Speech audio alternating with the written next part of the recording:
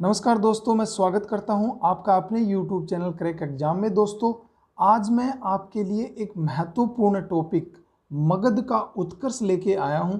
दोस्तों, मैंने पिछले 16 महाजनपद का एक वीडियो डाला था, जिसमें 16 महाजनपद में मैंने सबसे पहले आपको बताया था कि जो मगध महाजनपद था ये सबसे शक्तिशाली महाजनपद था। इसीलिए मुझे लगा कि जो मगध का जो उत्कर्ष है, जो उत्कर्ष का काल है, कौन कौन से वंश यहाँ पे आए थे, कैसे कैसे उन्होंने यहाँ पे उनका मगध का साम्राज्य विस्तार किया था, तो इसके बारे में स्टूडेंट्स को बताना चाहिए। इसलिए मैंने ये मगध का जो उत्कर्ष है ये मैंने चुना है, और मगध का कैसे कैसे विकास हुआ, कैसे कैसे उसका साम्राज्य बढ़ता गया, तो आज हम इसके बारे में पढ़ेंगे।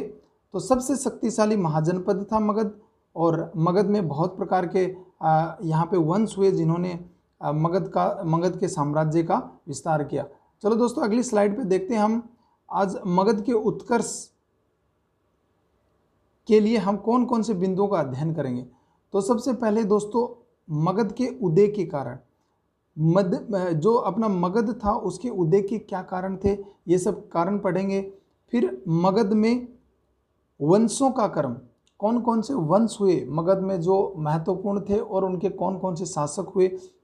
जो तीसरा पॉइंट है वो वंशों के प्रमुख शासक, उस वंश में कौन कौन से प्रमुख शासक हुए जिन्होंने मगध का विकास किया और साम्राज्य विस्तार किया। ठीक है दोस्तों, तो यहाँ पे 3 प्रकार के जो पॉइंट्स हैं वो हम यहाँ पे डिस्कस करेंगे, यहाँ पे आपके साथ अध्ययन करेंगे। मगध के उदय के कारण, मगध के वंशों का क्रम और वंशों के प्रमुख शासक। ठीक है दोस्तों, चलो अगली स्लाइड पे देखते हैं। सबसे पहला हमारा पॉइंट था मगध के उदय के कारण। तो मगध के उदय के कारण 2-3 कारण यहाँ पे मगध के उदय के हमें देखने को मिलते हैं। सबसे पहला आर्थिक कारण था, फिर राजनीतिक कारण और भौतिक कारण। मैं स्टेप बाय स्टेप ये कारण करवा रहा हूँ, लेकिन मैंने आपको पहले ही बता दिया है कि जो मगध के 3 कारण थे उदय के, उसमें से सबसे पहला था आर्थिक कारण। जो आर्थिक कारण आप यहाँ पे देख रहे होंगे, उसके बाद एक राजनीतिक कारण आगे देखेंगे, फिर एक भौगोलिक कारण, वो भी हम आगे देखेंगे। तो 3 प्रकार के जो कारण थे, इस कारण मगध का उदय हुआ और मगध का फिर आगे साम्राज्य विस्तार होता रहा। तो आर्थिक कारण में जो हम बिंदु देखेंगे वो इस प्रकार हैं। तो पहला यहाँ पे बिंदु है, मगध साम्राज्य में लोहा बहुतायत और सरलता से मिलता था। तो दोस्तों, जो मगध है वो एक ऐसा क्षेत्र था जहाँ पे लोहा बहुत ही बहुतायत में और सरलता से मिल जाता था। तो लोहा मिलने के कारण वहाँ क्या हुआ दोस्तों, मगध की शक्ति का यह महत्वपूर्ण स्रोत था। तो मतलब जैसे लोहा मिला, तो लोहे से तो हम हथियार बना सकते हैं, कुछ भी कुल्हाड़ी बना सकते हैं, लोहे से तो बहुत सारी चीज़ें बना सकते हैं जो खेती बाड़ी में भी हमारे काम में आ सकती हैं। तो आगे देखेंगे दोस्तों, इससे जंगल साफ करके खेती के लिए भूमि निकाली जा सकती थी और उपज बढ़ाई जा सकती थी। तो दोस्तों, अगर जब लोहा उनको मिलना शुरू हो गया, तो मगध के लोगों ने क्या किया, इससे वो जंगल की सफाई करके और वहाँ पे खेती का काम शुरू कर दिया और उन्होंने अपनी उपज को बढ़ाना शुरू कर दिया। तो यह एक आर्थिक कारण था जिससे वहाँ पे एक साम्राज्य का विकास हुआ, वहाँ पे एक साम्राज्य फैलता गया जिसका नाम मगध था, और वो 16 महाजनपदों में से सबसे शक्तिशाली साम्राज्य बनकर उभरा था। तो दोस्तों, अगर आपकी परीक्षा में उसका कोई आर्थिक कारण अगर पूछता है, तो वहाँ पे बहुतायत में लोहा मिलता था और वो सरलता से मिलता था। सरलता से मिलने के कारण वहाँ पे जो जंगल थे उनको साफ किया गया लोहे का प्रयोग करके, और वहाँ पे खेती की गई और उनकी उपज को बढ़ाया गया। ठीक है दोस्तों, तो अगला कारण देखते हैं, उदय का आता है राजनीतिक कारण। ठीक है दोस्तों, तो राजनीतिक कारण के तहत हम क्या देखेंगे, काफ़ी समय तक इस काल का राजनीतिक विकास मुख्यतः 16 महाजनपदों में से सर्वोच्चता के लिए संघर्ष का लेखा जोखा रहा। तो दोस्तों, जो 16 महाजनपद थे उसमें आपस में एक संघर्ष चलता रहता था। अपने अपने साम्राज्य का विस्तार करने के लिए, अपने अपने साम्राज्य को स्थापित करने के लिए एक बहुत वर्षों तक एक संघर्ष चलता रहता था। तो संघर्ष का लेखा जोखा है 16 महाजनपदों में से कि कौन सा महाजनपद सबसे सर्वोच्च बने, उसके लिए उनमें एक संघर्ष चलता रहता था। समय के साथ मगध सर्वाधिक शक्तिशाली राज्य के रूप में उदित हुआ और एक विशाल साम्राज्य के रूप में फैला। तो फिर धीरे धीरे समय के साथ जैसे मगध में लोहे का बहुतायत में प्रचुर मात्रा में वहाँ पे मिलने लग गया और सरलता से वो उनको उपलब्ध होने लगा, तो उन्होंने खेती बाड़ी करके और वहाँ पे अपनी जो आर्थिक स्थिति थी उसको थोड़ा मजबूत किया। और राजनीतिक कारण में भी देखेंगे तो मगध धीरे धीरे एक शक्तिशाली राज्य के रूप में उदित हो गया और एक विशाल साम्राज्य के रूप में उसने अपने आप को फैला लिया। यह उसका एक राजनीतिक कारण था। ठीक है दोस्तों, तो इस प्रकार आप राजनीतिक कारण को याद रखेंगे। अब लास्ट में इसका आता है भौगोलिक कारण। 3 कारण मैंने बताए थे, आर्थिक कारण, राजनीतिक कारण और भौगोलिक कारण। भौगोलिक कारण में आप क्या देखेंगे दोस्तों, पहला बिंदु, मगध उत्तर भारत के विशाल तटवर्ती मैदानों के ऊपरी एवं निचले भागों के मध्य अति सुरक्षित स्थान पर था। जो उत्तर भारत के जो तटवर्ती मैदान थे उसके ऊपर और निचले भागों के बीच में वह स्थित था। बीच में स्थित होने के कारण वह स्थान बिल्कुल ही सुरक्षित था। साम्राज्य विस्तार वहाँ हो सकता था। किसी बाहरी आक्रमणकारी का कोई खतरा नहीं था कि वो साम्राज्य पे आक्रमण करके और वहाँ पे उसको तहस नहस कर दे। तो ऐसा कोई खतरा नहीं था, वो एक सुरक्षित जगह थी, इसलिए वहाँ पे एक साम्राज्य स्थापित हो गया। उसके बाद अगला देखो, इम्पोर्टेंट है, 5 पहाड़ियों के मध्य एक दुर्गम स्थान पर स्थित होने के कारण वहाँ तक शत्रुओं का पहुँचना प्राय असंभव था। जो मगध साम्राज्य था वो 5 पहाड़ियों के बीच में स्थित था। 5 पहाड़ियों के बीच में स्थित होने के कारण वहाँ पे कोई बाहरी आक्रमणकारी पहुँचना और उसका बिल्कुल ही असंभव था।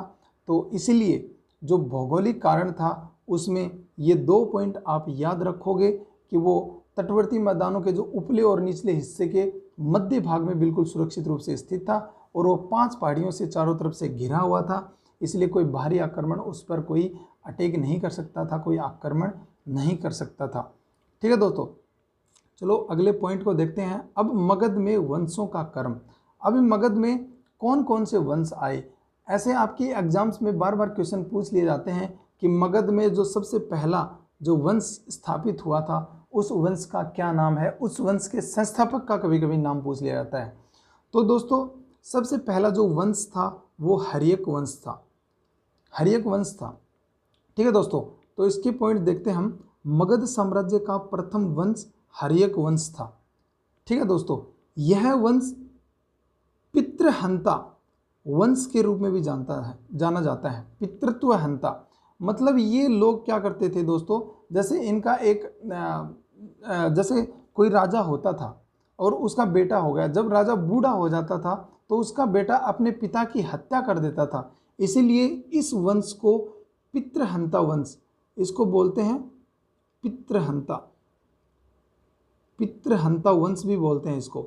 जब राजा बूढ़ा हो जाता था उसका जो बेटा होता था वो अपने पिताजी की हत्या करके और गद्दी पे बैठ जाता था, इसीलिए इस वंश को पितृहंता वंश भी कहते हैं।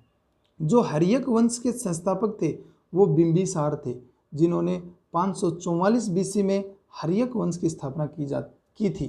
तो दोस्तों इस प्रकार भी कभी कभी एग्जाम्स में क्वेश्चन पूछ लिया जाता है कि हर्यक वंश के संस्थापक कौन थे, उन्होंने कितने बीसी में हर्यक वंश की स्थापना की थी।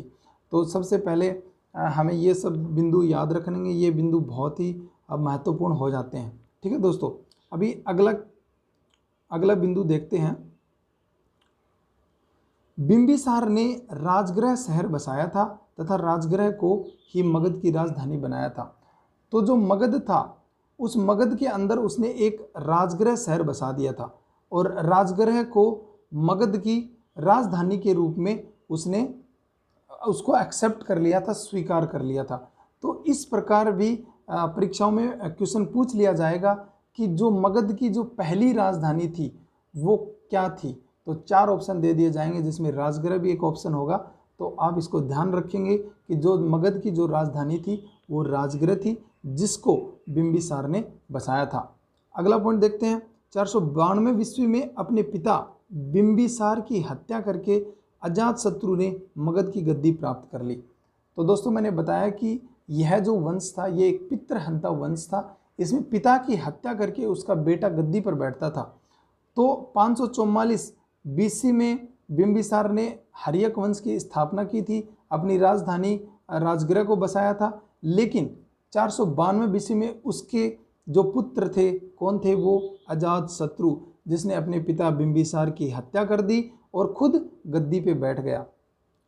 अजातशत्रु को कनिक नाम से भी जाना जाता है। ये कनिक नहीं, कणिक है, कणिक, ये अण है, अण है। एक कणिक नाम से भी अजातशत्रु को जाना जाता है। ऐसा भी कभी कभी सीधा सीधा प्रश्न पूछ लिया जाता है कि अजातशत्रु को किस अन्य नाम से जाना जाता है, तो उसको कणिक नाम से भी जाना जाता है। अजातशत्रु एक आक्रामक राजा था। ठीक है दोस्तों, तो अजातशत्रु को एक आक्रामक राजा के रूप में भी माना जाता है। वह एक आक्रामक राजा था जिसने वैशाली और काशी को आक्रमण करके जीत लिया था और अपने साम्राज्य में मिला लिया था। तो दोस्तों इस प्रकार अजातशत्रु ने अपने साम्राज्य विस्तार के क्रम में वैशाली और काशी जो दो अलग से महाजनपद थे उस पर आक्रमण किया था और अपने साम्राज्य में उसको मिला लिया था। ठीक है दोस्तों, तो इस प्रकार इसने साम्राज्य विस्तार के क्रम में एक यह कदम उठाया था।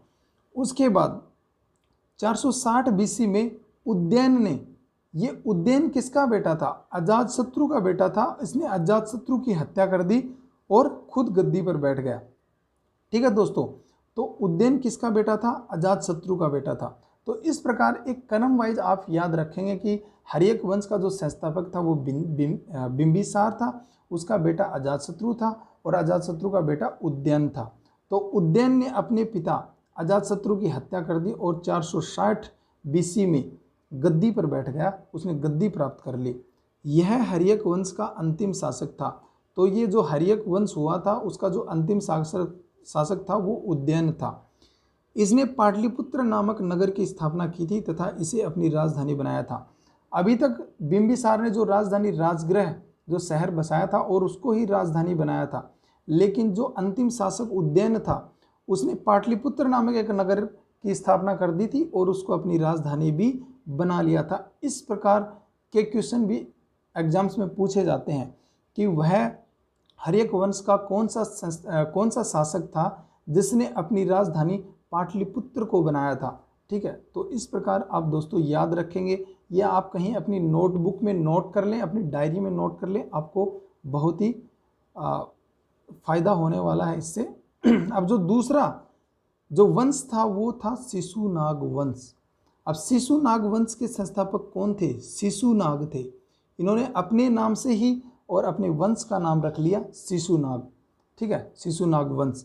तो शिशुनाग ने राजधानी बदलकर वैशाली को मगध की राजधानी बना दिया। जो हर्यक वंश के अंतिम शासक थे उदयन, उन्होंने अपनी मगध की जो राजधानी थी उसको पाटलिपुत्र बना लिया था। लेकिन जैसे शिशुनाग वंश आया, इन्होंने राजधानी बदलकर और वैशाली को मगध की राजधानी बना दिया। शुरू में शिशुनाग एक मंत्री था और बाद में राजा बना था। ये था है राजा बना था, पहले वह एक मंत्री था और बाद में राजा बन गया था। ठीक है दोस्तों, उसके बाद देखते हैं शिशुनाग वंश के बारे में और क्या क्या है। शिशुनाग ने अवंती को मगध में मिलाया था। ये अवंती भी एक महाजनपद था जिसको शिशुनाग ने, शिशुनाग कौन था? जो शिशुनाग वंश का संस्थापक था, उसने एक अवंती महाजनपद को मगध में मिला दिया था। तो इस प्रकार दोस्तों आप देख रहे होंगे कि जो हर वंश का जो शासक था वो मगध का जो साम्राज्य विस्तार था वो धीरे धीरे कर रहा था, उसके विकास को आगे की ओर लेके जा रहा था। तो शिशुनाग के बाद उसका पुत्र कालाशोक मगध का शासक बना था, जिसने मगध की राजधानी वैशाली को पाटलिपुत्र में स्थानांतरित कर दिया था। जो पाटलिपुत्र राजधानी हर्यक वंश के अंतिम शासक उदयन ने बनाई थी, उसी राजधानी को शिशुनाग का एक पुत्र था कालाशोक, जिसने मगध की राजधानी को वैशाली से और पाटलिपुत्र पुनः स्थानांतरित कर दिया था। शिशुनाग का अंतिम शासक नंदीवर्धन था और इसके बाद शिशुनाग वंश था वो खत्म हो गया था। तो इस प्रकार ये शिशुनाग वंश के बारे में आप कुछ चीज़ें याद रखेंगे। अगला वंश था वो नंद वंश था दोस्तों। नंद वंश, अब नंद वंश के बारे में पढ़ेंगे। नंद वंश के संस्थापक महापद्म नंद थे। संस्थापक हर वंश का आपको याद रखना है कि नंद वंश के संस्थापक कौन थे? महापद्म नंद थे। महापद्म नंद इतने शक्तिशाली थे कि उन्हें पुराणों में परशुराम का दूसरा अवतार बताया जाता है। वो इतने गुस्से वाले और इतने आक्रामक और शक्तिशाली शासक थे कि उनको पुराणों में परशुराम का दूसरा अवतार भी बताया जाता है। महापद्म नंद ने कलिंग को जीता और वहाँ से जैन जीनसेन की मूर्ति को मगध लाया था। कलिंग जो वर्तमान अपना जो उड़ीसा वाला क्षेत्र है, वहाँ पे पहले कलिंग पड़ता था, उसको महापद्म नंद ने जीत लिया था और वहाँ से एक जैन की मूर्ति थी, जीनसेन की मूर्ति थी, उसको मगध लेके वह आ गया था। ठीक है दोस्तों, चलो आगे देखते हैं। अभी अगला जो बिंदु है हमारा वह है महापद्म नंद ने कलिंग में नहरों का निर्माण भी करवाया था। तो इस प्रकार के क्वेश्चन भी कभी कभी एग्जाम्स में पूछ लिए जाते हैं कि वह कौन सा इसका मगध का कौन सा वह शासक था जिसने कलिंग में सबसे पहले नहरों का निर्माण करवाया था। तो इसको याद रखेंगे, जो महापद्म नंद था इसने कलिंग में नहरों का निर्माण करवाया था। नंद वंश का अंतिम शासक घनानंद था, जो बहुत ही आक्रामक स्वभाव का था। तो जो घनानंद था वो अंतिम शासक था नंद वंश का और जो आक्रामक स्वभाव का था। घनानंद के दरबार में ही कौटिल्य रहता था, जिसे चाणक्य के नाम से भी जाना जाता है।